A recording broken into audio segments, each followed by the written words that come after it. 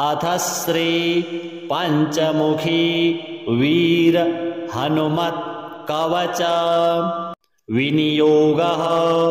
ओम अस्य श्री पंचमुखी वीर हनुमत् कवच स्तोत्र महामन्त्रस्य ब्रह्मा ऋषिः गायत्री छन्दः पंचमुख्यन्तर्गतः श्रीरामरूपी परमात्मा देवता राम बीजं मम शक्तिः चन्द्रः इति कीलका पंचमुख्यन्तर्गत श्रीरामरूपी परमात्मा प्रसाद सिद्ध्यर्थे मम सर्वाभीष्ट सिद्ध्यर्थे जपे विनियोगः।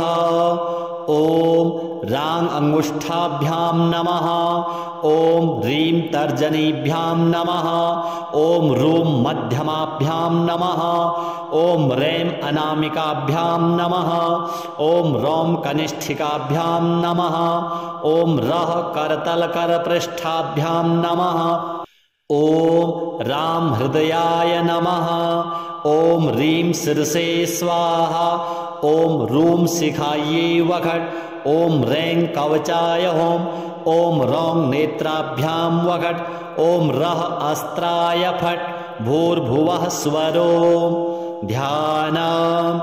वन्दे वानर नारसिंह खगराट् क्रोडास्ववक्त्रान्वितं दिव्यालङ्करणं त्रिपञ्चनयनं देदीप्यमानं रुचा हस्ताब्जैरशिखेत पुस्तकसुधा कुम्भाकुशादीन्हलान् खट्वाङ्गं फणिभूरुहं दशभुजं सर्वारिदर्पापहम्। ईश्वर उवाच अथ ध्यानं प्रवक्ष्यामि शृणु सर्वाङ्गसुन्दरी यत्कृतं देवदेवेशि ध्यानं हनुमतः परं पञ्चवक्त्रं महाभीमं त्रिपञ्चनयनैर्युतं बाहुभिर्दशभिर्युक्तं सर्वकामार्थसिद्धिदं पूर्वं तु वानरं वक्त्रं कोटिसूर्यसमप्रभं दंष्ट्राकरालवदनं भ्रुकुटीकुटिलेक्षणम् अन्यत्तु दक्षिणं वक्त्रं नारसिंहं महाद्भुतम् अत्युग्रतेजोज्वलितं भीषणं भयनाशनं पश्चिमं गारुडं वक्त्रं वज्रकुण्डं महाबलं सर्वनागप्रशमनं विषभूतादिकृन्तनं उत्तरं शौकरं वक्त्रं कृष्णं दीप्तं महोज्ज्वलं पातालसिद्धिवेताल ज्वररोगादिकृन्तनं ऊर्ध्वं हयाननं घोरं दानवान्तकरं परम् एतत् पञ्चमुखं तस्य ध्यायताम् अभयङ्करम् खड्गं त्रिशूलं खट्वाङ्गं पाशाङ्कुशसुपर्वतं मुष्टिद्रुमगदाभिन्दी पालज्ञानेन संयुतम् एतान्यायुधजालानि धारयन्तं यजामहे प्रेतासनोपविष्टं तु सर्वाभरणभूषितं दिव्यमालाम्बरधरं दिव्यगन्धानुलेपनं सर्वाश्चर्यमयं देवम् अनन्तं विश्वतोमुखं पश्चास्यमच्युतमनेकविचित्रवीर्यं श्रीशङ्खचक्ररमणीयभुजाग्रदेशं पीताम्बरं मुकुटकुण्डलनूपुराङ्गम् उद्योतितं कपिवरं हृदि भावयामि मर्कटेशमहोत्साह सर्वशोकविनाशक शत्रून् संहर मां रक्ष श्रियं दापय मे प्रभो हरिमर्कटमर्कटमन्त्रमिमं परिलिख्यति लिख्यति भूमितले यदि नश्यति नश्यति शत्रुकुलं यदि मुञ्चति मुञ्चति वामकरः। ओम श्री पंचमुख हनुमत कवच स्तोत्र महामंत्र पठनम करिष्ये। ॐ हरिमर्कटमहामर्कटाय ॐ वं वं वं वं वं वं फट् फे फे स्वाहा ॐ हरिमर्कटमहामर्कटाय ॐ घं घं घं घं घं घं फट् फे फे स्वाहा ॐ हरिमर्कटमहामर्कटाय ॐ खें खें खें खें खें खें फट् फे फे मारणाय स्वाहा ॐ हरिमर्कटमर्कटाय ॐ ठं ठं ठं ठं ठं ठं फट् फे फे स्तम्भनाय स्वाहा ॐ हरिमर्कटमर्कटाय ॐ ॐ ॐ ॐ ॐ ॐ फट् फे फे आकर्षण षट्वकाय स्वाहा ॐ हरिमर्कटमर्कटमन्त्रमिदं परिलिख्यति लिख्यति भूमितले यदि नश्यति नश्यति वामकरे परिमुञ्चति मुञ्चति शृङ्खलिका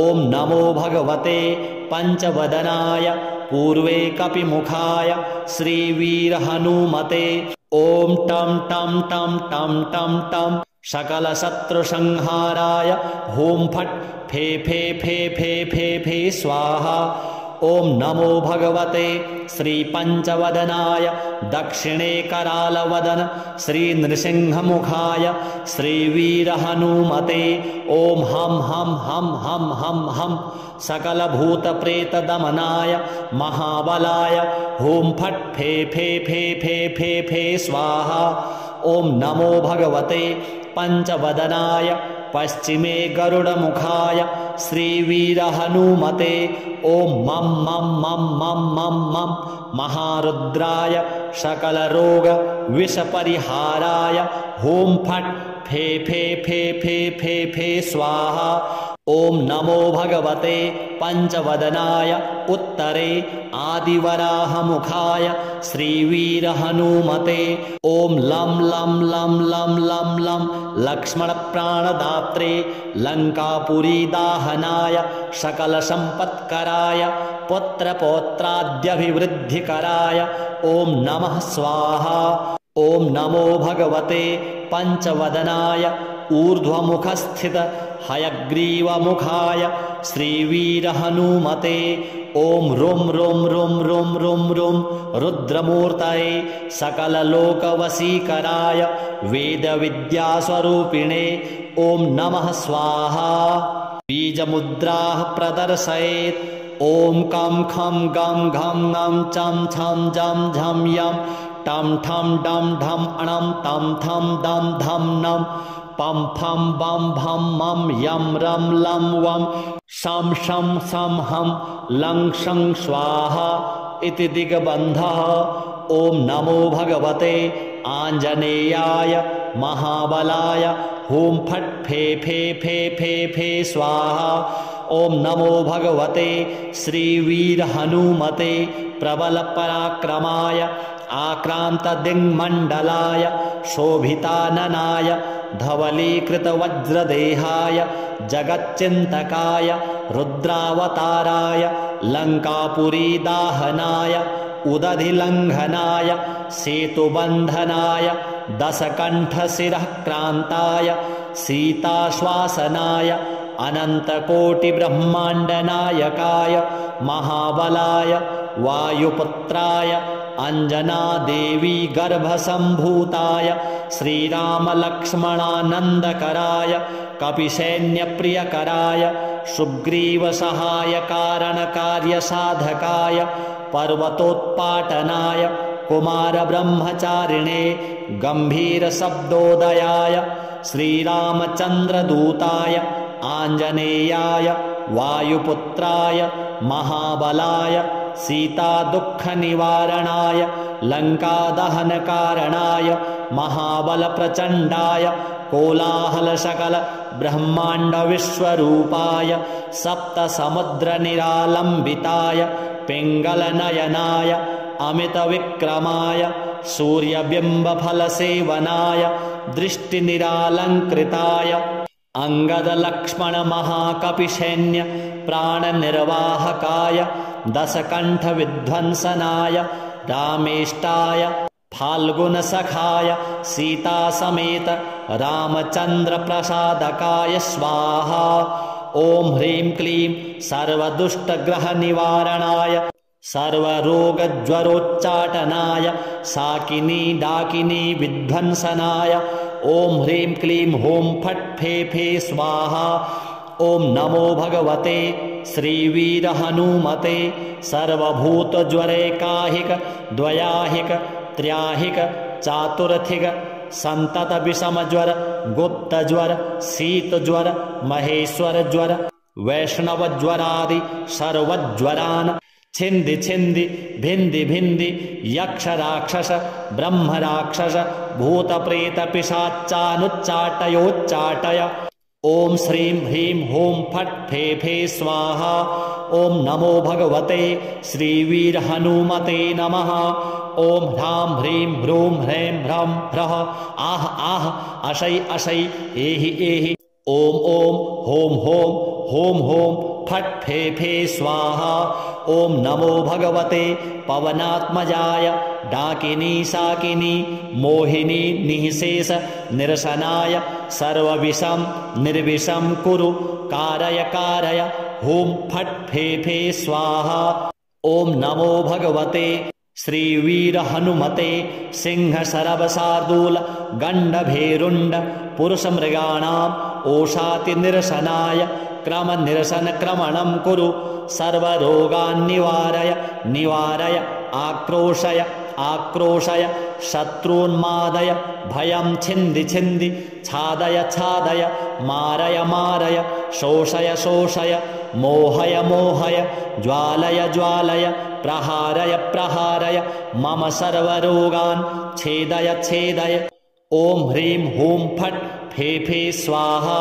ॐ नमो भगवते श्रीवीरहनुमते सर्वरोग दुष्टग्रहानुच्चाटय उच्चाटय परबलानि क्षोभय क्षोभय मम सर्वकार्याणि साधय साधय शृङ्खलाबन्धनं मोक्षय मोक्षय कारागृहादिभ्यो मोचय मोचय शिरः शूलकर्ण शूलाक्षिशूल कुक्षिशूल पार्श्वशूलादि महारोगान् निवारय निवारय नागपाशानन्त वासुकी तक्षक कर्कोटक कालगुलीयक पद्म महापद्म कुमुदाचल चररात्रिचर दिवाचरादि सर्वविषं निर्विषं कुरु निर्विषं कुरु सर्वरोगनिवारणं कुरु सर्वराजसभामुखस्तम्भनं कुरु स्त्रीजनस्तम्भनं कुरु स्तम्भनं कुरु सर्वभय चोरभयाग्निभय प्रशमनं कुरु प्रशमनं कुरु सर्वनरयन्त्रपरतन्त्र परविद्यां छेदय छेदय संत्रासय संत्रासय मम सर्वविद्यां प्रकटय प्रकटय पोषय पोषय सर्वारिष्टं क्षमय शमय सर्वशत्रून् संहारय संहारय सर्वरोग पिशाचबाधां निवारय निवारय। ॐ ह्रां ह्रीं ह्रूं ह्रीं फट् फे फे स्वाहा। ॐ नमो भगवते श्रीवीरहनुमते वरप्रसादकाय सर्वाभीष्टप्रदाय सकलसम्पत्कराय महारक्षकाय ॐ जं जं जं जं जं जं जगज्जीवनाय हूं फट् फे फे फे स्वाहा। यो इदं कवचं नित्यं प्रपठेत् प्रयतो नरः एकवारं पठेत् नित्यं सर्वशत्रुविनाशनं द्विवारं तु पठेत् नित्यं पुत्रपौत्रप्रवर्धनं त्रिवारं यः पठेत् नित्यं सर्वसम्पत्करं शुभं चतुर्वारं पठेत् नित्यं सर्वरोगनिवारणं पंचवारं पठेत् नित्यं सर्वशत्रुवशीकरं षड्वारं तु पठेत् नित्यं सर्वदेववशीकरं सप्तवारं पठेत् नित्यं सर्वसौभाग्यदायकं अष्टवारं पठेत् नित्यं इष्टकामार्थसिद्धिदं नववारं सप्तकेन सर्वराज्यवशीकरं दशवारं च प्रजपेत् त्रैलोक्यज्ञानदर्शनम् एकादशं जपित्वा तु सर्वसिद्धिकरं नृणां त्रिसप्तनववारं च राजभोगं च सम्भवेत् 217 तु त्रैलोक्यज्ञानदर्शनं 10 पठनात् इदं मन्त्रं 3सप्तकं स्वजनैस्तु समायुक्तैस्त्रैलोक्यविजयी भवेत् कवचस्मरणाद्देव महाफलमवाप्नुयात् चन्द्राभं चरणारविन्दयुगलं कौपीनमौञ्जीधरं नाभ्यां वैकटिसूत्रयुक्तवसनं यज्ञोपवीतं शुभं हस्ताभ्यामवलम्बिताञ्जलिपुटं हारावलिं कुण्डलं बिभ्रद्दीर्घशिखा प्रसन्नवदनं वन्द्याञ्जनेयं भजे श्रीहनुमतार्पणमस्तु। अथ ध्यानं प्रवक्ष्यामि शृणु सर्वाङ्गसुन्दरी यत्कृतं देवदेवेशि ध्यानं हनुमतः परं पञ्चवक्त्रं महाभीमं त्रिपञ्चनयनैर्युतं बाहुभिर्दशभिर्युक्तं सर्वकामार्थसिद्धिदं पूर्वं तु वानरं वक्त्रं कोटिसूर्यसमप्रभं दंष्ट्राकरालवदनं भृगुटिकुटिलेक्षणम् अन्यत्तु दक्षिणं वक्त्रं नारसिंहं महाद्भुतम् अत्युग्रतेजोज्वलितं भीषणं भयनाशनं पश्चिमं गारुडं वक्त्रं वज्रकुण्डं महाबलं सर्वनागप्रशमनं विषभूतादिकृन्तनं उत्तरं शौकरं वक्त्रं कृष्णं दीप्तं महोज्ज्वलं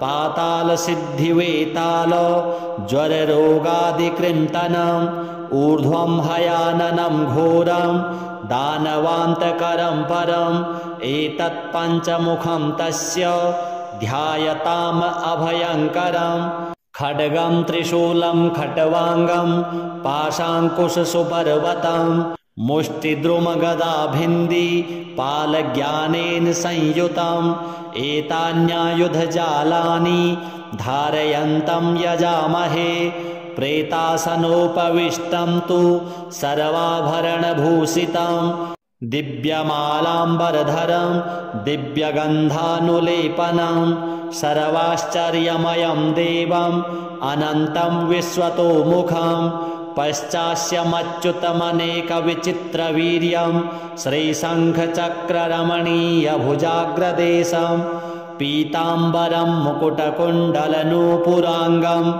उद्योतितं कपिवरं हृदि भावयामि मर्कटेशमहोत्साह सर्वशोकविनाशक शत्रून् संहर मां रक्ष श्रियं दापय मे प्रभो हरिमर्कटमर्कटमन्त्रमिमं परिलिख्यति लिख्यति भूमितले यदि नश्यति नश्यति शत्रुकुलं यदि मुञ्चति मुञ्चति वामकरः। ओम श्री पंचमुख हनुमत कवच स्तोत्र महामंत्र पठनम करिष्ये।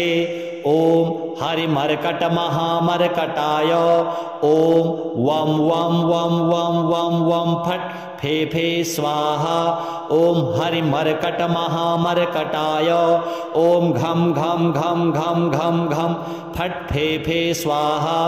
ओम हरिमर्कट महामर्कटाय ओम खेम खेम खेम खेम खेम खेम फट फे फे मारणाय स्वाहा।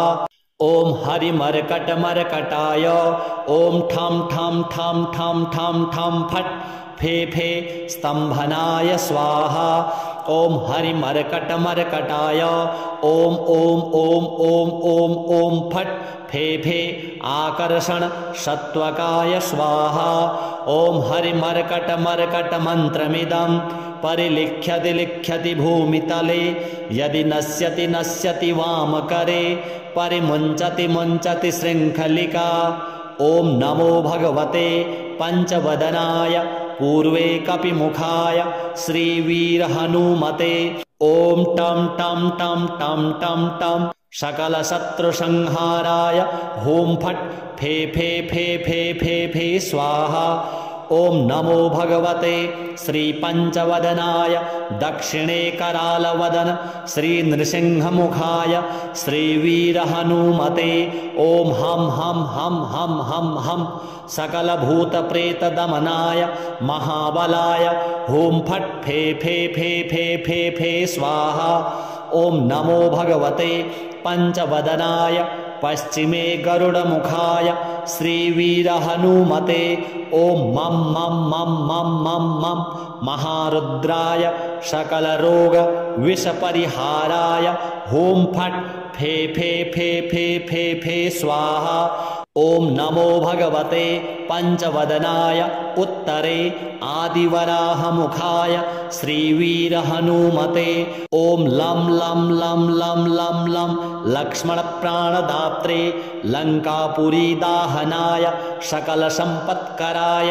पुत्रपौत्राद्यभिवृद्धिकराय ॐ नमः स्वाहा ॐ नमो भगवते पञ्चवदनाय ऊर्ध्वमुखस्थित हयग्रीवमुखाय श्रीवीरहनुमते ॐ रुं रुं रुं रुं रुं रुं रुद्रमूर्तये सकललोकवशीकराय वेदविद्यास्वरूपिणे ॐ नमः स्वाहा बीजमुद्राः प्रदर्शयेत् ॐ कं खं गं घं ङं चं छं जं झं यं टं ठं डं ढं अणं तं थं दं धं नं पं फं बं भं मं यं रं लं वं शं शं सं हं लं शं स्वाहा इति दिग्बन्धः ॐ नमो भगवते आञ्जनेयाय महाबलाय हुं फट् फे फे फे फे फे स्वाहा ॐ नमो भगवते श्रीवीरहनुमते प्रबलपराक्रमाय आक्रान्तदिङ्मण्डलाय शोभिताननाय धवलीकृतवज्रदेहाय जगच्चिन्तकाय रुद्रावताराय लङ्कापुरीदाहनाय उदधिलङ्घनाय सेतुबन्धनाय दशकण्ठशिरःक्रान्ताय सीताश्वासनाय अनन्तकोटिब्रह्माण्डनायकाय महाबलाय वायुपुत्राय अञ्जनादेवी गर्भसम्भूताय श्रीरामलक्ष्मणानन्दकराय कपिसैन्यप्रियकराय सुग्रीवसहायकारणकार्यसाधकाय पर्वतोत्पाटनाय कुमारब्रह्मचारिणे गम्भीरशब्दोदयाय श्रीरामचन्द्रदूताय आञ्जनेयाय वायुपुत्राय महाबलाय सीतादुःखनिवारणाय लङ्कादहनकारणाय महाबलप्रचण्डाय कोलाहलसकल ब्रह्माण्डविश्वरूपाय सप्तसमुद्रनिरालम्बिताय पिङ्गलनयनाय अमितविक्रमाय सूर्यबिम्बफलसेवनाय दृष्टिनिरालङ्कृताय अङ्गदलक्ष्मणमहाकपिसैन्य प्राणनिर्वाहकाय दशकण्ठविध्वंसनाय रामेष्टाय फाल्गुनसखाय सीतासमेत रामचन्द्रप्रसादकाय स्वाहा ॐ ह्रीं क्लीं सर्वदुष्टग्रहनिवारणाय सर्वरोगज्वरोच्चाटनाय साकिनी डाकिनी विध्वंसनाय ॐ ह्रीं क्लीं हूं फट् फे फे स्वाहा ॐ नमो भगवते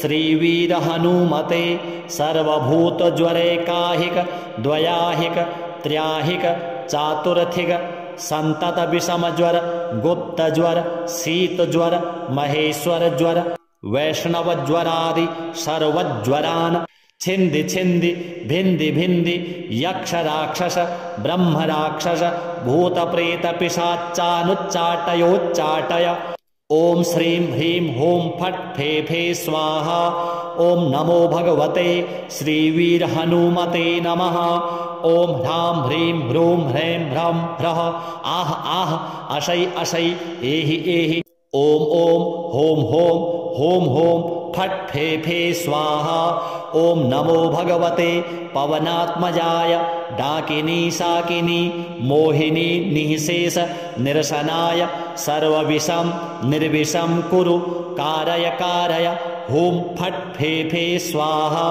ॐ नमो भगवते श्रीवीर हनुमते सिंहशरवशार्दूल गण्डभेरुण्ड पुरुषमृगाणाम् ओषाति निरसनाय क्रमनिरसन क्रमणं कुरु। सर्वरोगान् निवारय निवारय आक्रोशय आक्रोशय शत्रून्मादय भयं छिन्दि छिन्दि छादय छादय मारय मारय शोषय शोषय मोहय मोहय ज्वालय ज्वालय प्रहारय प्रहारय मम सर्वरोगान् छेदय छेदय। ॐ ह्रीं हुं फट् फे फे स्वाहा। ॐ नमो भगवते श्रीवीर हनुमते सर्वरोग दुष्टग्रहानुच्चाटय उच्चाटय परबलानि क्षोभय क्षोभय मम सर्वकार्याणि साधय साधय शृङ्खलाबन्धनं मोक्षय मोक्षय कारागृहादिभ्यो मोचय मोचय। शिरः शूलकर्ण शूलाक्षिशूल कुक्षिशूल पार्श्वशूलादि महारोगान् निवारय निवारय। नागपाशानन्त वासुकी तक्षक कर्कोटक कालगुलीयक पद्म महापद्म कुमुदाचल चररात्रिचर दिवाचरादि सर्वविषं निर्विषं कुरु निर्विषं कुरु। सर्वरोगनिवारणं कुरु सर्वराजसभामुखस्तम्भनं कुरु स्त्रीजनस्तम्भनं कुरु स्तम्भनं कुरु। सर्वभय चोरभयाग्निभय प्रशमनं कुरु प्रशमनं कुरु।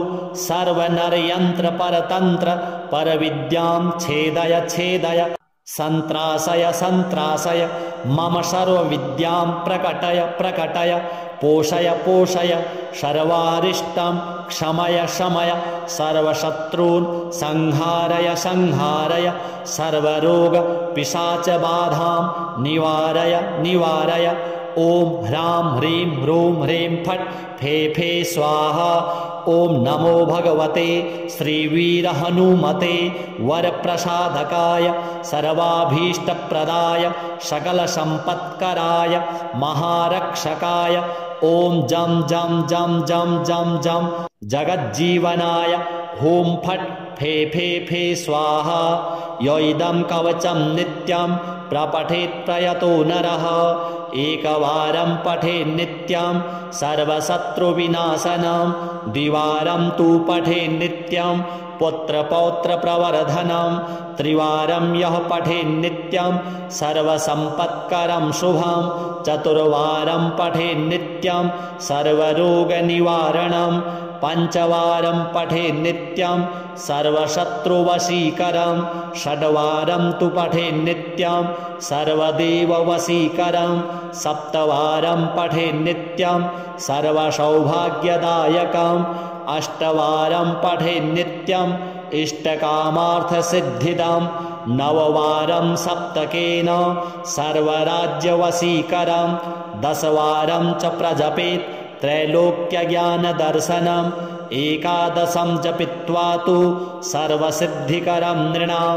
त्रिसप्तनववारं च राजभोगं च सम्भवेत् द्विसप्तदशवारं तु त्रैलोक्यज्ञानदर्शनं दशैकवारं पठनात् इदं मन्त्रं त्रिसप्तकं स्वजनैस्तु समायुक्तैस्त्रैलोक्यविजयी भवेत् कवचस्मरणाद्देव महाफलमवाप्नुयात् चन्द्राभं चरणारविन्दयुगलं कौपीनमौञ्जीधरं नाभ्यां वैकटिसूत्रयुक्तवसनं यज्ञोपवीतं शुभं हस्ताभ्यामवलम्बिताञ्जलिपुटं हारावलिं कुण्डलं बिभ्रद्दीर्घशिखा प्रसन्नवदनं वन्द्याञ्जनेयं भजे।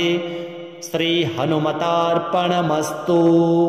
अथ ध्यानं प्रवक्ष्यामि शृणु सर्वाङ्गसुन्दरी यत्कृतं देवदेवेशि ध्यानं हनुमतः परं पञ्चवक्त्रं महाभीमं त्रिपञ्चनयनैर्युतं बाहुभिर्दशभिर्युक्तं सर्वकामार्थसिद्धिदं पूर्वं तु वानरं वक्त्रं कोटिसूर्यसमप्रभां दंष्ट्राकरालवदनं भ्रुकुटीकुटिलेक्षणम् अन्यत्तु दक्षिणं वक्त्रं नारसिंहं महाद्भुतम् अत्युग्रतेजोज्वलितं भीषणं भयनाशनं पश्चिमं गारुडं वक्त्रं वज्रकुण्डं महाबलं सर्वनागप्रशमनं विषभूतादिकृन्तनम् उत्तरं शौकरं वक्त्रं कृष्णं दीप्तं महोज्ज्वलं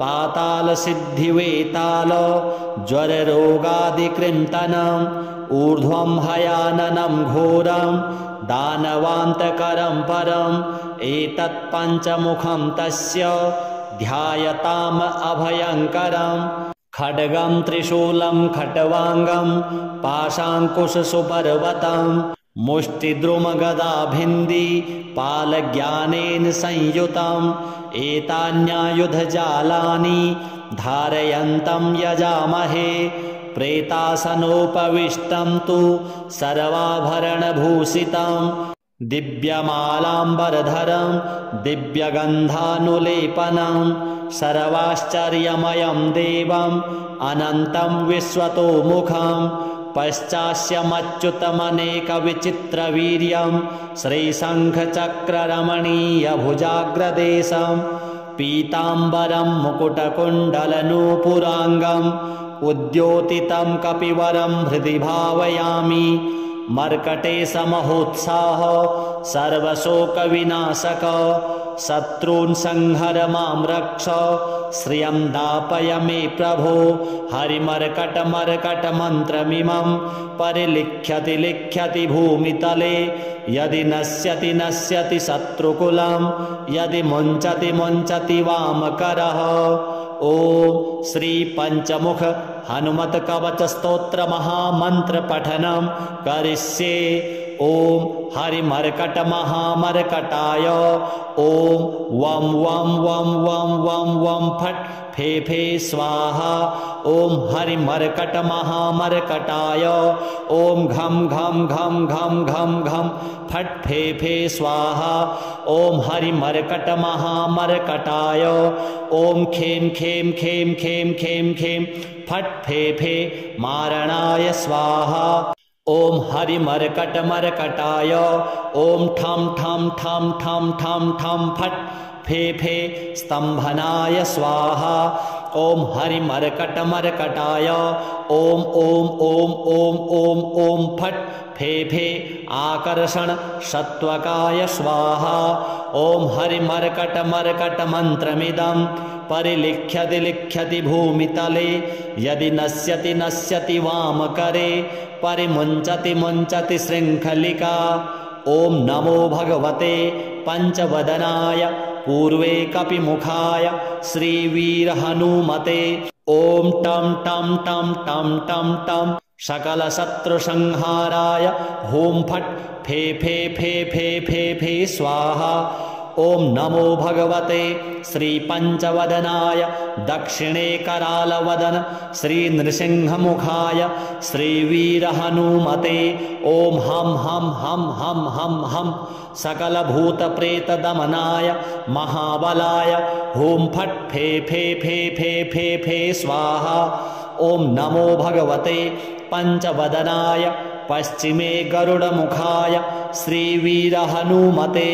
ओम मम मम मम मम मम मम महारुद्राय सकलरोग विषपरिहाराय होम फट फे फे फे फे फे फे स्वाहा।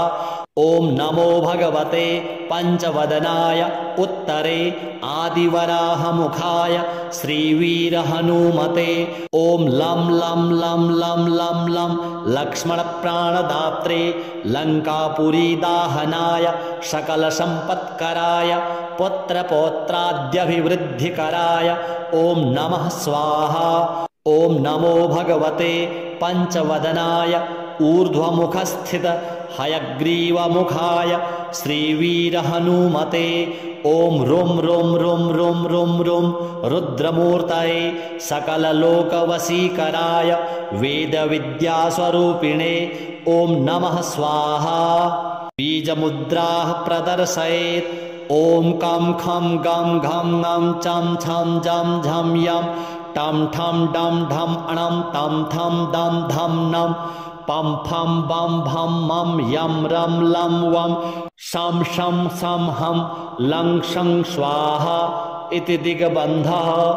ॐ नमो भगवते आञ्जनेयाय महाबलाय हुं फट् फे फे फे फे फे स्वाहा।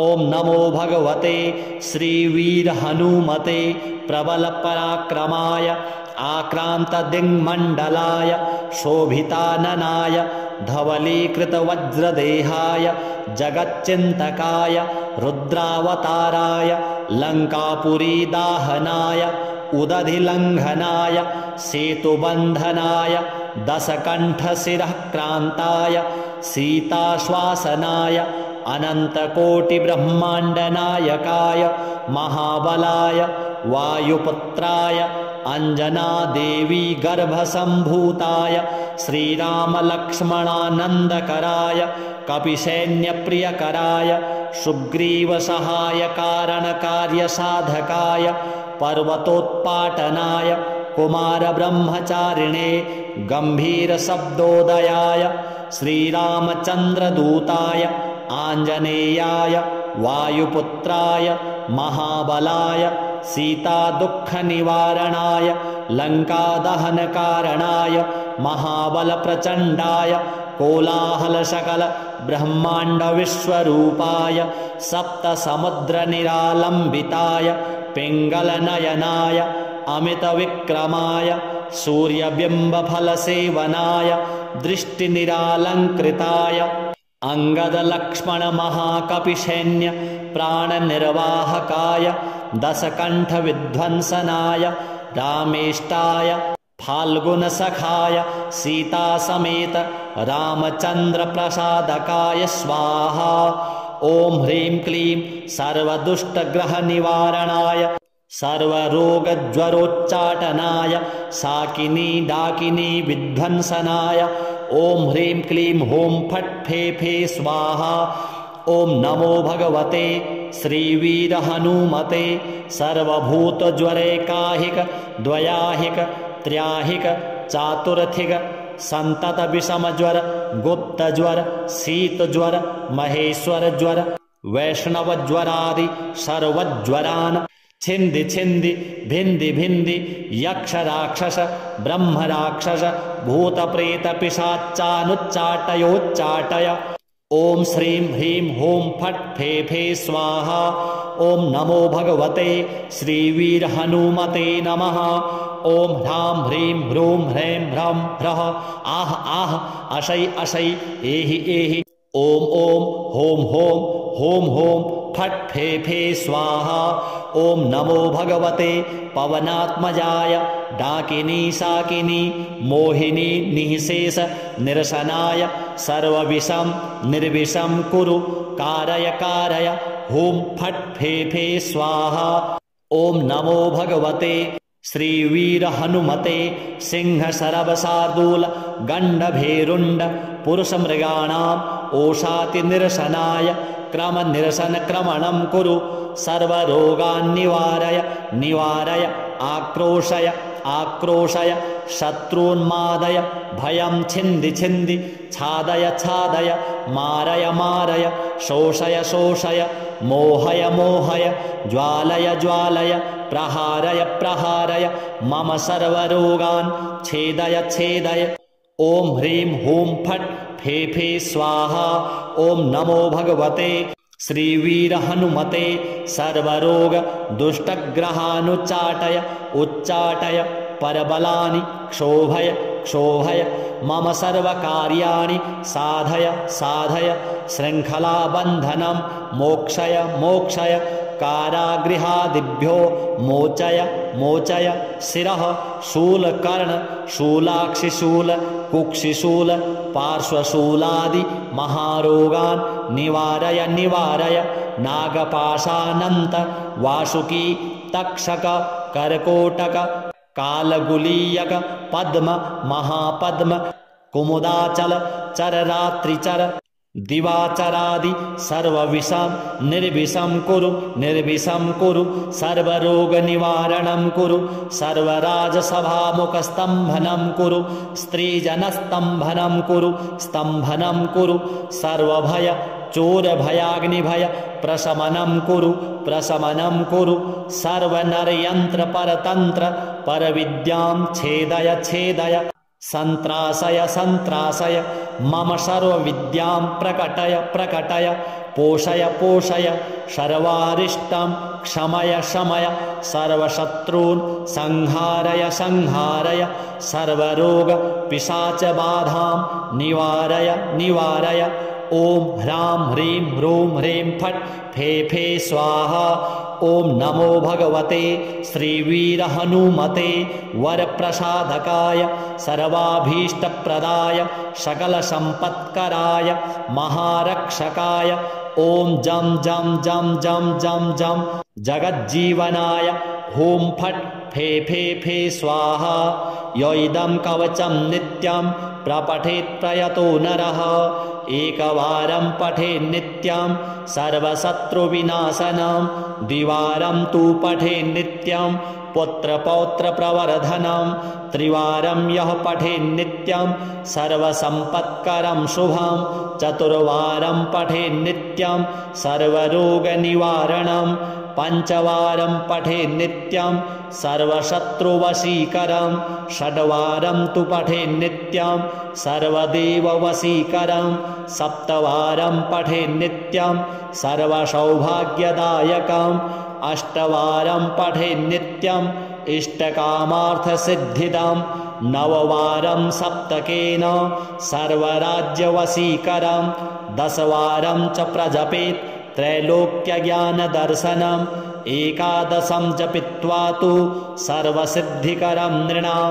त्रिसप्तनववारं च राजभोगं च सम्भवेत् द्विसप्तदशवारं तु त्रैलोक्यज्ञानदर्शनं दशैकवारं पठनात् इदं मन्त्रं त्रिसप्तकं स्वजनैस्तु समायुक्तैस्त्रैलोक्यविजयी भवेत् कवचस्मरणाद्देव महाफलमवाप्नुयात् चन्द्राभं चरणारविन्दयुगलं कौपीनमौञ्जीधरं नाभ्यां वैकटिसूत्रयुक्तवसनं यज्ञोपवीतं शुभं हस्ताभ्यामवलम्बिताञ्जलिपुटं हारावलिं कुण्डलं बिभ्रद्दीर्घशिखा प्रसन्नवदनं वन्द्याञ्जनेयं भजे।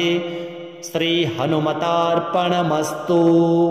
अथ ध्यानं प्रवक्ष्यामि शृणु सर्वाङ्गसुन्दरी यत्कृतं देवदेवेशि ध्यानं हनुमतः परं पञ्चवक्त्रं महाभीमं त्रिपञ्चनयनैर्युतं बाहुभिर्दशभिर्युक्तं सर्वकामार्थसिद्धिदं पूर्वं तु वानरं वक्त्रं कोटिसूर्यसमप्रभं दंष्ट्राकरालवदनं भृगुटिकुटिलेक्षणम् अन्यत्तु दक्षिणं वक्त्रं नारसिंहं महाद्भुतम् अत्युग्रतेजोज्वलितं भीषणं भयनाशनं पश्चिमं गारुडं वक्त्रं वज्रकुण्डं महाबलं सर्वनागप्रशमनं विषभूतादिकृन्तनम् उत्तरं शौकरं वक्त्रं कृष्णं दीप्तं महोज्ज्वलं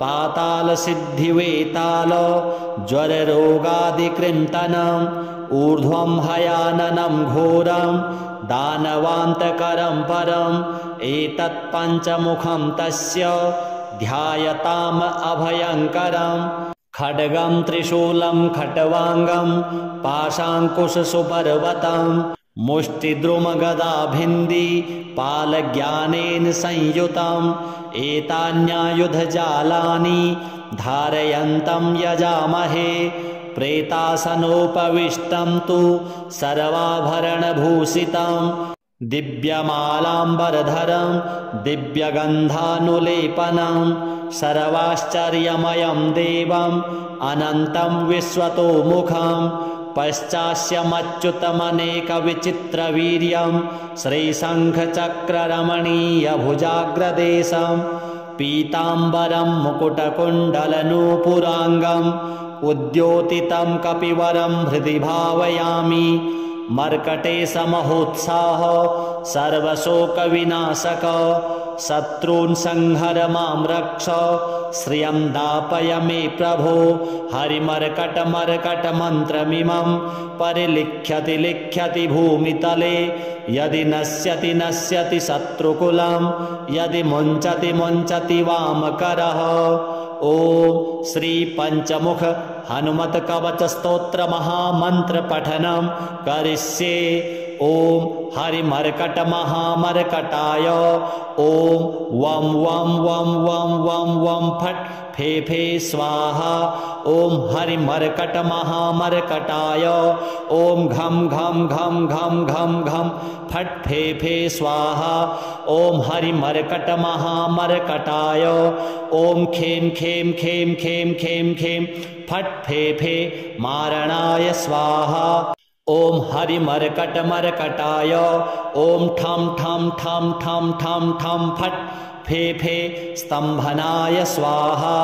ओम हरिमर्कट मर्कटाय ओम ओम ओम ओम ओम ओम फट फे फे आकर्षण सत्वकाय स्वाहा।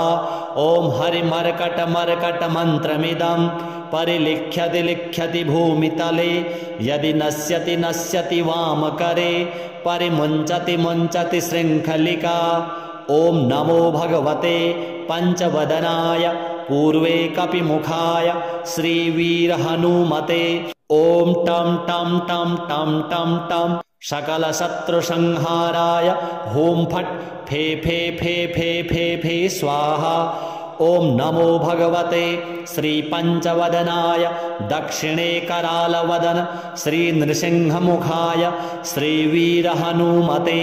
ओम हम हम हम हम हम हम सकल भूत प्रेत दमनाय महाबलाय होम फट फे फे फे फे फे फे स्वाहा। ओम नमो भगवते पंचवदनाय पश्चिमे गरुड़मुखाय श्रीवीरहनुमते। ओम मम मम मम मम मम मम महारुद्राय सकल रोग विष परिहाराय होम फट फे फे फे फे फे फे स्वाहा। ओम नमो भगवते पंचवदनाय उत्तरे आदिवराहमुखाय श्रीवीरहनुमते। ओम लं लं लं लं लं लं लक्ष्मण प्राणदात्रे लंकापुरी दाहनाय सकल संपत्कराय पुत्र पौत्राद्यभिवृद्धिकराय ओम नमः स्वाहा। ओम नमो भगवते पंचवदनाय ऊर्ध्वमुखस्थित हयग्रीवमुखाय श्रीवीरहनुमते। ओम रुम रुम रुम रुम रुम रुम रुद्रमूर्तये सकललोकवशीकराय वेदविद्यास्वरूपिणे ओम नमः स्वाहा। बीजमुद्राः प्रदर्शयेत्। ओम कं खं गं घं ङं चं छं जं झं यं टं ठं डं ढं अणं तं थं दं धं नं पं फं बं भं मं यं रं लं वं शं शं सं हं लं शं स्वाहा इति दिग्बन्धः। ओम नमो भगवते आञ्जनेयाय महाबलाय होम फट फे फे फे फे फे स्वाहा।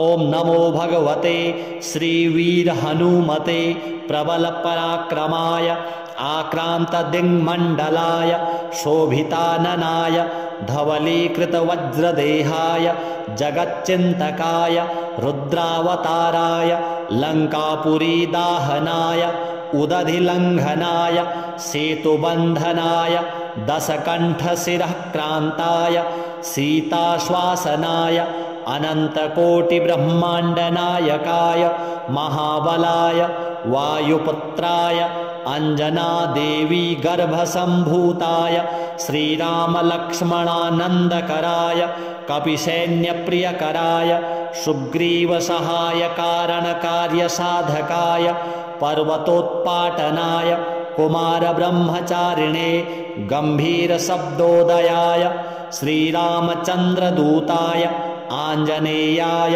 वायुपुत्राय महाबलाय सीतादुःखनिवारणाय लङ्कादहनकारणाय महाबलप्रचण्डाय कोलाहलसकल ब्रह्माण्डविश्वरूपाय सप्तसमुद्रनिरालम्बिताय पिङ्गलनयनाय अमितविक्रमाय सूर्यबिम्बफलसेवनाय दृष्टिनिरालङ्कृताय अङ्गदलक्ष्मणमहाकपिसैन्य प्राणनिर्वाहकाय दशकण्ठविध्वंसनाय रामेष्टाय फाल्गुनसखाय सीतासमेत रामचन्द्रप्रसादकाय स्वाहा।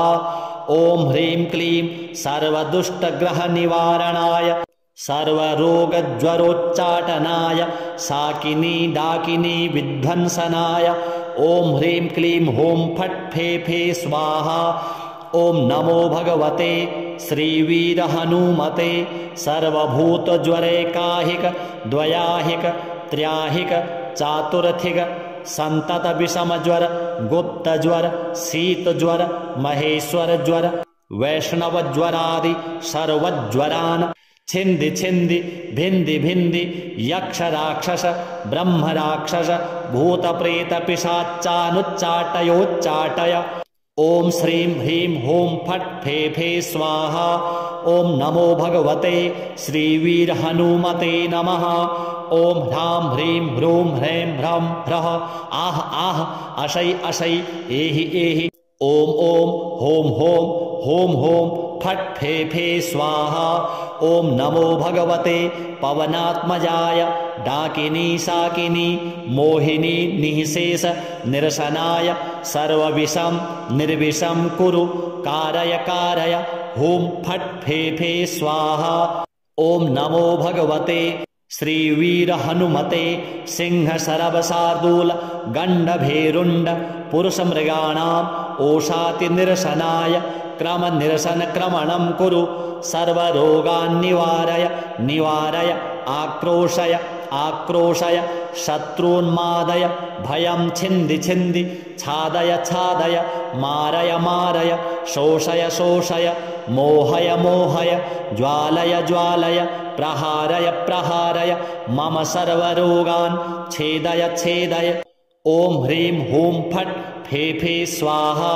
ॐ नमो भगवते श्रीवीरहनुमते सर्वरोग दुष्टग्रहानुच्चाटय उच्चाटय परबलानि क्षोभय क्षोभय मम सर्वकार्याणि साधय साधय शृङ्खलाबन्धनं मोक्षय मोक्षय कारागृहादिभ्यो मोचय मोचय शिरः शूलकर्ण शूलाक्षिशूल कुक्षिशूल पार्श्वशूलादि महारोगान् निवारय निवारय नागपाशानन्त वासुकी तक्षक कर्कोटक कालगुलीयक पद्म महापद्म कुमुदाचल चररात्रिचर दिवाचरादि सर्वविषं निर्विषं कुरु निर्विषं कुरु सर्वरोगनिवारणं कुरु सर्वराजसभामुखस्तम्भनं कुरु स्त्रीजनस्तम्भनं कुरु स्तम्भनं कुरु सर्वभय चोरभयाग्निभय प्रशमनं कुरु प्रशमनं कुरु सर्वनरयन्त्रपरतन्त्र परविद्यां छेदय छेदय सन्त्रासय सन्त्रासय मम सर्वविद्यां प्रकटय प्रकटय पोषय पोषय सर्वारिष्टं क्षमय शमय सर्वशत्रून् संहारय संहारय सर्वरोग पिशाचबाधां निवारय निवारय। ॐ ह्रां ह्रीं ह्रूं ह्रीं फट् फे फे स्वाहा। ॐ नमो भगवते श्रीवीरहनुमते वरप्रसादकाय सर्वाभीष्टप्रदाय सकलसम्पत्कराय महारक्षकाय ॐ जं जं जं जं जं जं जगज्जीवनाय हूं फट् फे फे फे स्वाहा।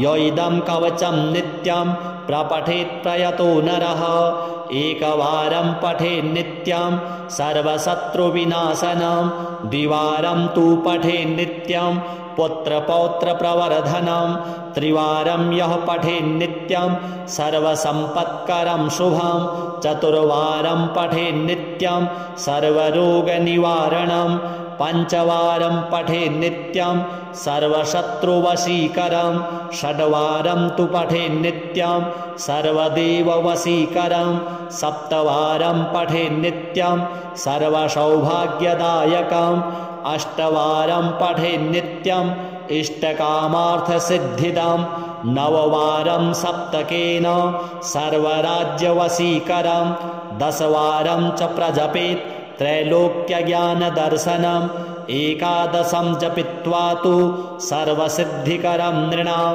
379 वारं च राजभोगं च सम्भवेत् 210 वारं तु त्रैलोक्यज्ञानदर्शनं 10 वारं पठनात् इदं मन्त्रं 3सप्तकं स्वजनैस्तु समायुक्तैस्त्रैलोक्यविजयी भवेत् कवचस्मरणाद्देव महाफलमवाप्नुयात् चन्द्राभं चरणारविन्दयुगलं कौपीनमौञ्जीधरं नाभ्यां वैकटिसूत्रयुक्तवसनं यज्ञोपवीतं शुभं हस्ताभ्यामवलम्बिताञ्जलिपुटं हारावलिं कुण्डलं बिभ्रद्दीर्घशिखा प्रसन्नवदनं वन्द्याञ्जनेयं भजे श्रीहनुमतार्पणमस्तु।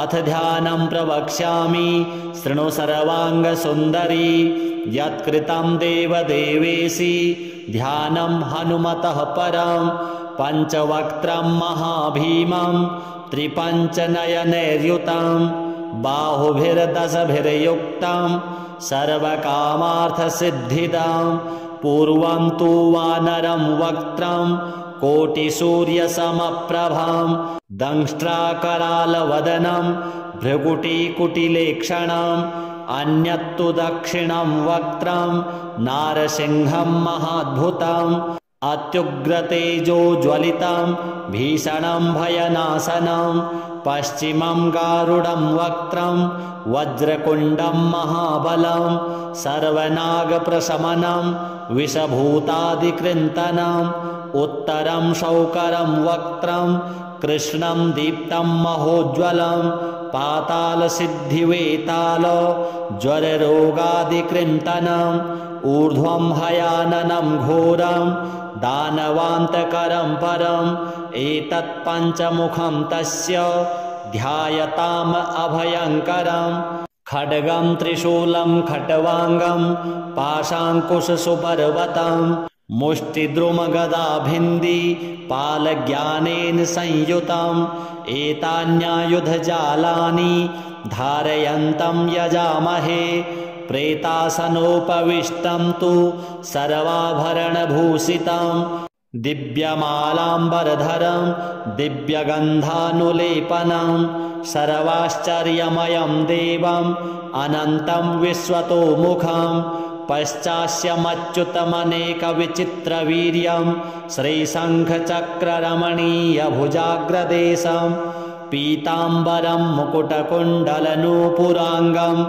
उद्योतितं कपिवरं हृदि भावयामि मर्कटे समहोत्साह सर्वशोकविनाशक शत्रून् संहर मां रक्ष श्रियं दापय मे प्रभो हरिमर्कटमर्कटमन्त्रमिमं परिलिख्यति लिख्यति भूमितले यदि नश्यति नश्यति शत्रुकुलं यदि मुञ्चति मुञ्चति वामकरः। ओम श्री पंचमुख हनुमत कवच स्तोत्र महामंत्र पठनम करिष्ये। ओम हरिमर्कट महामर्कटाय ओम वम वम वम वम वम वम फट फे फे स्वाहा। ओम हरिमर्कट महामर्कटाय ओम घम घम घम घम घम घम फट फे फे स्वाहा। ओम हरिमर्कट महामर्कटाय ओम खेम खेम खेम खेम खेम खेम फट फे फे मारणाय स्वाहा। ओम हरिमर्कट मर्कटाय ओम ठम ठम ठम ठम ठम ठम फट फे फे स्तंभनाय स्वाहा।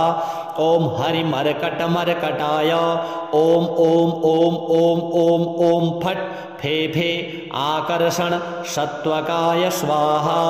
ओम हरिमर्कट मर्कट मंत्रमिदं परिलिख्यति लिख्यति भूमितले यदि नश्यति नश्यति वामकरे परिमुञ्चति मुञ्चति शृङ्खलिका ॐ नमो भगवते पञ्चवदनाय पूर्वे कपिमुखाय श्रीवीरहनुमते ॐ टं टं टं टं टं टं सकलशत्रुसंहाराय हुं फट् फे फे फे फे फे फे स्वाहा ॐ नमो भगवते श्रीपञ्चवदनाय दक्षिणे करालवदन श्रीनृसिंहमुखाय श्रीवीरहनुमते ॐ हं हं हं हं हं हं सकलभूतप्रेतदमनाय महाबलाय हुं फट् फे फे फे फे फे फे स्वाहा ॐ नमो भगवते पञ्चवदनाय पश्चिमे गरुडमुखाय श्रीवीरहनुमते ॐ मं मं मं मं मं मं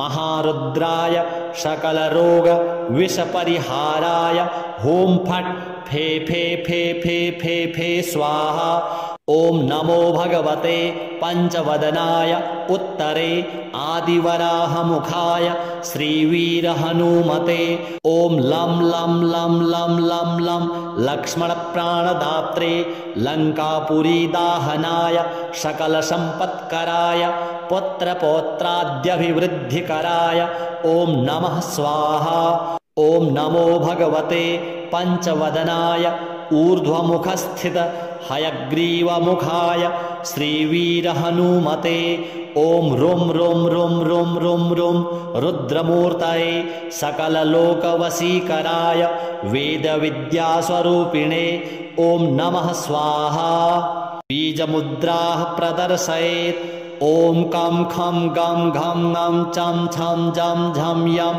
टं ठं डं ढं अणं तं थं दं धं नं पं फं बं भं मं यं रं लं वं शं शं सं हं लं शं स्वाहा इति दिग्बन्धः ॐ नमो भगवते आञ्जनेयाय महाबलाय हुं फट् फे फे फे फे फे स्वाहा ॐ नमो भगवते श्रीवीरहनुमते प्रबलपराक्रमाय आक्रान्तदिङ्मण्डलाय शोभिताननाय धवलीकृतवज्रदेहाय जगच्चिन्तकाय रुद्रावताराय लङ्कापुरीदाहनाय उदधिलङ्घनाय सेतुबन्धनाय दशकण्ठशिरः क्रान्ताय सीताश्वासनाय अनन्तकोटिब्रह्माण्डनायकाय महाबलाय वायुपुत्राय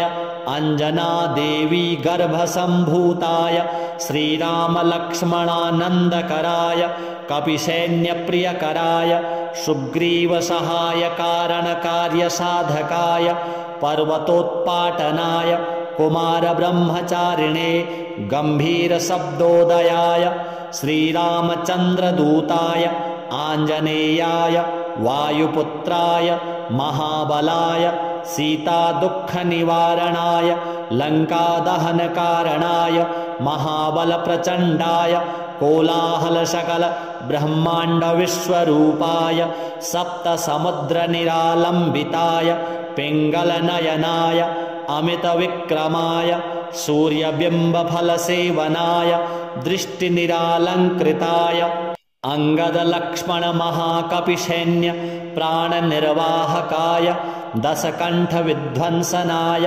रामेष्टाय फाल्गुनसखाय सीतासमेत रामचन्द्रप्रसादकाय स्वाहा ॐ ह्रीं क्लीं सर्वदुष्टग्रहनिवारणाय सर्वरोगज्वरोच्चाटनाय साकिनी डाकिनी विध्वंसनाय ॐ ह्रीं क्लीं हूं फट् फे फे स्वाहा ॐ नमो भगवते श्रीवीरहनुमते सर्वभूतज्वरैकाहिक द्वयाहिक त्र्याहिक चातुर्थिक सन्ततविषमज्वर गुप्तज्वर शीतज्वर महेश्वरज्वर वैष्णवज्वरादि सर्वज्वरान् छिन्दि छिन्दि भिन्दि भिन्दि यक्ष राक्षस ब्रह्म राक्षस भूतप्रेत पिशाचानुच्चाटयोच्चाटय ॐ श्रीं ह्रीं हूं फट् फे फे स्वाहा ॐ नमो भगवते श्रीवीरहनुमते नमः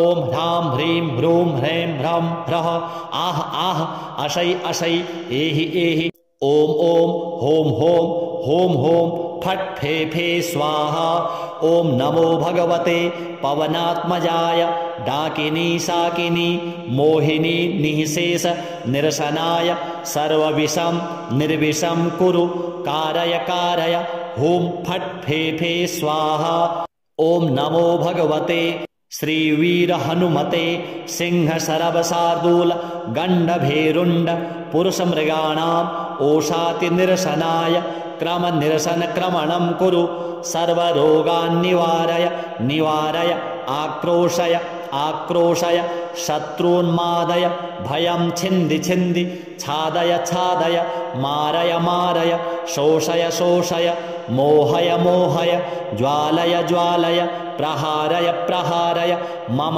सर्वरोगान् छेदय छेदय ॐ ह्रीं हूं फट् फे फे स्वाहा ॐ नमो भगवते श्रीवीर हनुमते सर्वरोग दुष्टग्रहानुच्चाटय उच्चाटय परबलानि क्षोभय क्षोभय मम सर्वकार्याणि साधय साधय शृङ्खलाबन्धनं मोक्षय मोक्षय कारागृहादिभ्यो मोचय मोचय शिरः शूलकर्ण शूलाक्षिशूल कुक्षिशूल पार्श्वशूलादि महारोगान् निवारय निवारय नागपाशानन्त वासुकी तक्षक कर्कोटक कालगुलीयक पद्म महापद्म कुमुदाचल चररात्रिचर दिवाचरादि सर्वविषं निर्विषं कुरु निर्विषं कुरु सर्वरोगनिवारणं कुरु सर्वराजसभामुखस्तम्भनं कुरु स्त्रीजनस्तम्भनं कुरु स्तम्भनं कुरु सर्वभय चोरभयाग्निभय प्रशमनं कुरु प्रशमनं कुरु सर्वनरयन्त्र परतन्त्र परविद्यां छेदय छेदय सन्त्रासय सन्त्रासय मम सर्वविद्यां प्रकटय प्रकटय पोषय पोषय सर्वारिष्टं क्षमय शमय सर्वशत्रून् संहारय संहारय सर्वरोग पिशाचबाधां निवारय निवारय ॐ ह्रां ह्रीं ह्रूं ह्रीं फट् फे फे स्वाहा ॐ नमो भगवते श्रीवीर हनुमते वरप्रसादकाय सर्वाभीष्टप्रदाय सकलसम्पत्कराय महारक्षकाय ॐ जं जं जं जं जं जं जगज्जीवनाय हुं फट् फे